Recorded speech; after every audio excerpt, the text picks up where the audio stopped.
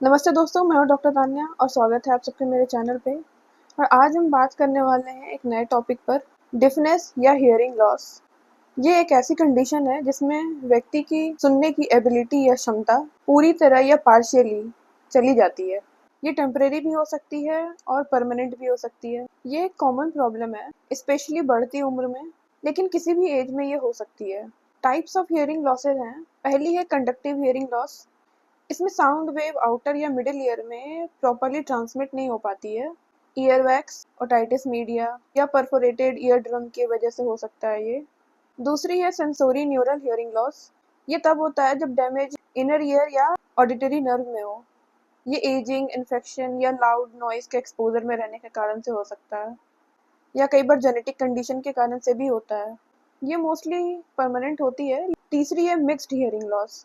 ये कॉम्बिनेशन होती है कंडक्टिव और सेंसोरी न्यूरल हियरिंग लॉस की। जैसे कि एक पेशेंट जिसको ईयर इन्फेक्शन भी हो और एज रिलेटेड ऑडिटरी नर्व में प्रॉब्लम भी हो। ये सारे एक्वायर्ड डिफनेस में आते हैं, यानी कि ये बाद में डेवलप होते हैं किसी इन्फेक्शन या ट्रॉमा के कारण। और एक होती है कंजेनाइटल हियरिंग लॉस, यानी कि किसी बच्चे को उसके जन्म के समय से ही हियरिंग लॉस हो। ये किसी जेनेटिक म्यूटेशन, इन्फेक्शन या किसी ट्रॉमा के कारण हो सकता है।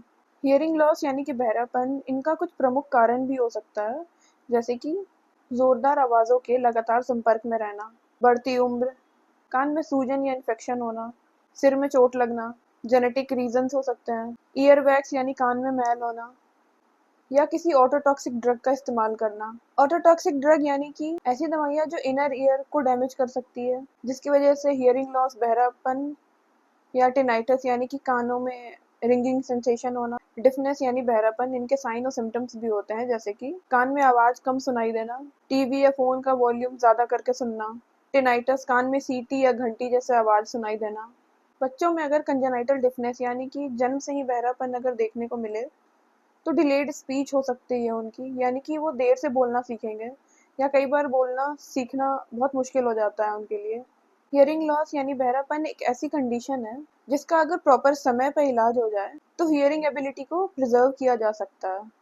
होम्योपैथी में मल्टीपल रेमेडीज अवेलेबल है हियरिंग लॉस के लिए। अगर आपको या आपके किसी क्लोज वन को हियरिंग लॉस की दिक्कत या परेशानी आ रही है, तो किसी होम्योपैथिक डॉक्टर से प्लीज कंसल्ट करें। होम्योपैथी में हियरिंग लॉस यानी बहरापन के लिए जो सबसे बेस्ट दवाइयाँ हैं, पहली है चेनेपोडियम। ये एक बहुत ही यूजफुल और बेस्ट रेमेडी है बहरापन के लिए। दूसरी है कालीम्यूर।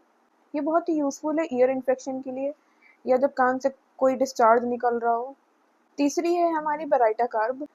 फोर्थ है हमारी हाइपेरिकम। फिफ्थ है ग्रेफाइटिस। कान में एक्सटर्नल एप्लीकेशन के लिए हम मुलेन ऑयल भी डाल सकते हैं।